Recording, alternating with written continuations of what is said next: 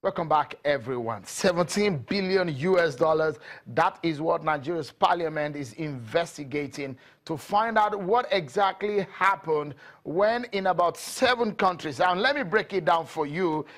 It is said that 17 billion allegedly stolen from undeclared crude oil export to global destination.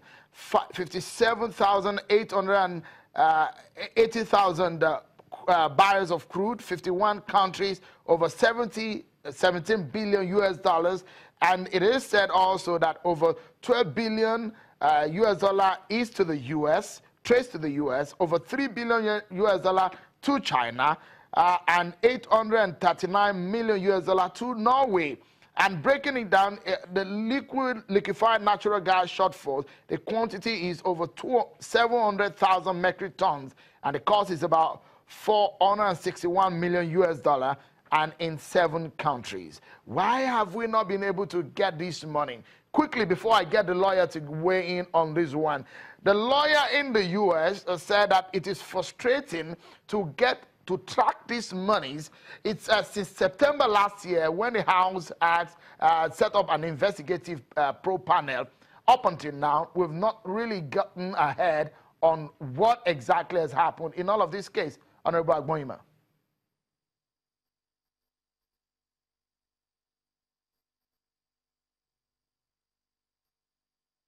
Or I guess he's finding it difficult. Let me come to the lawyer now.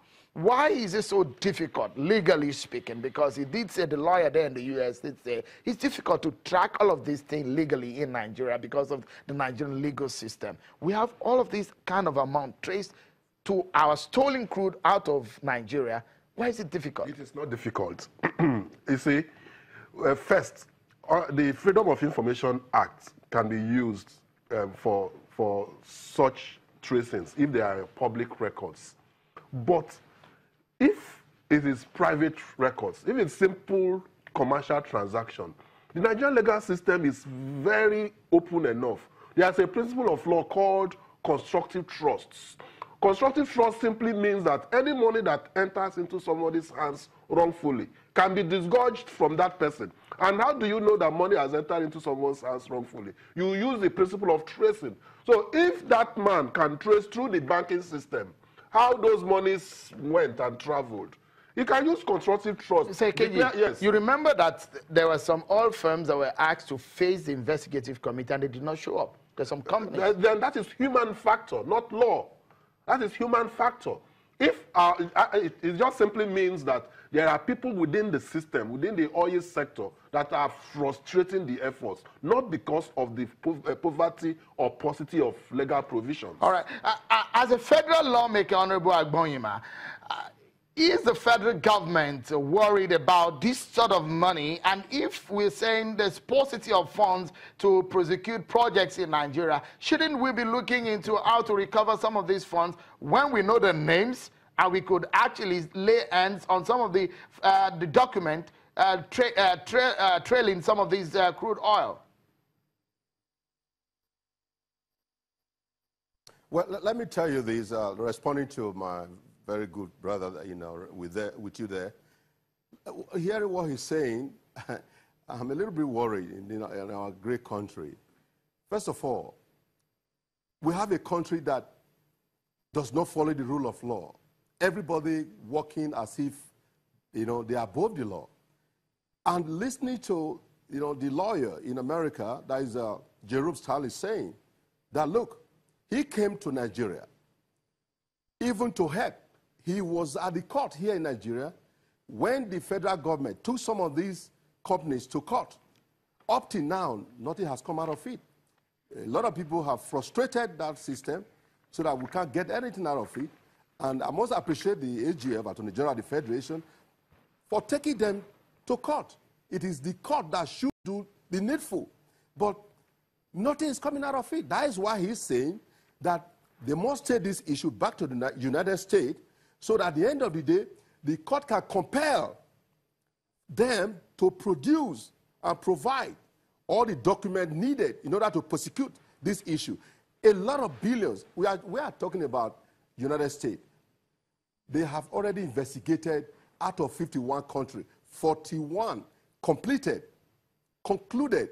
That is to tell you trillions of dollars that left this country to global destination, to the detriment of ordinary Nigerians. Nigerians are suffering because of somebody, the cabals, that have connived to defraud you, to defraud me, to defraud the future of our great country. And we cannot sit down and let this country collapse. Look, it is a fortunate situation, and I tell you, enough is enough.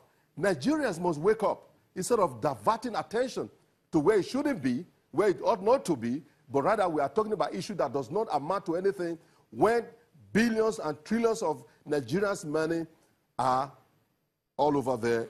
All right, in the world. because we need to close now, Honorable Agbonayinma, because we need to close, tell us how far has the House of Reps gone on this, and what is the House willing to do to get these monies back to Nigeria and bring this case to justice? In just about 30 seconds, if you may. Well, to be honest to you, it's going to be difficult. Well, the National Assembly, House of Reps, we are working day and night to see how we can get it right. But I must conclude, after a lot of discussion with part of the federal government, that look, I must appreciate and at least agree with the lawyer, the Mr.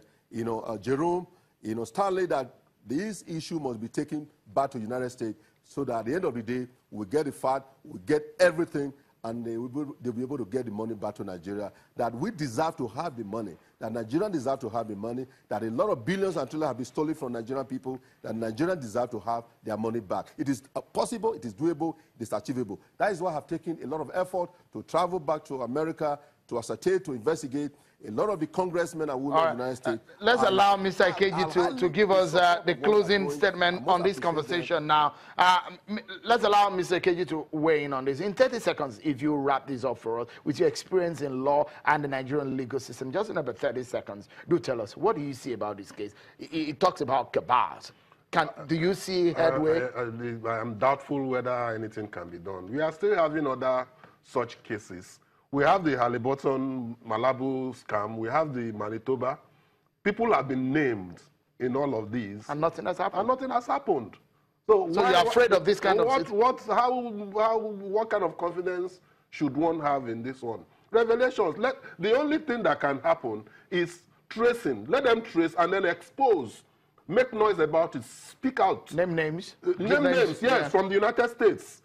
They could get lawyers. The names of the firms are there. The possible names of the people behind them. People behind them by tracing. When they get these names through tracing, let them expose these names and let's have them on the board. Mr. Ikeji, regular legal analyst on Channel Television. Many thanks for coming on the program. Honorable Johnson Agbonayinma, member of the House of Representatives from Edo State PDP. Thank you so much for your time on the program. Before we go, Governor El-Rufai of Kaduna State, during Professor Wole Soyinka's birthday some years ago, gave a speech. After reeling out NNPC revenues and their remittances, he said, and I quote, "That means that the NNPC only remitted about 58% of the monies earned between 2012 and the first half of 2015, accompanied with the audacity to retain 42% of the country's money has become a veritable parallel republic. If we do not kill NNPC, NNPC will kill Nigeria." End of quote. And that's our show for tonight, everyone. Many thanks for being part of it. I'm Shewan Kimbaloye. Bye for now.